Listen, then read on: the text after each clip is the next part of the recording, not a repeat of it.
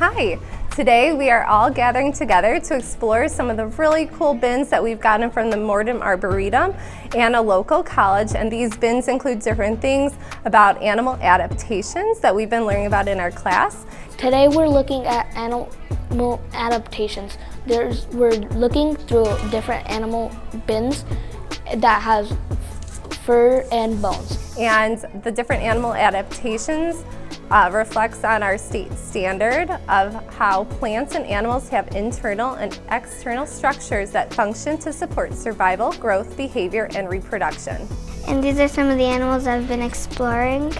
This is like a ferret fur, and this is like raccoon skull, and it's like got these like teeth to like chomp on things, like it's food, like it's prey maybe. And this ferret fur, it's probably brown because like the ferret like climbs trees sometimes, and it probably helps it blend in to stay safe.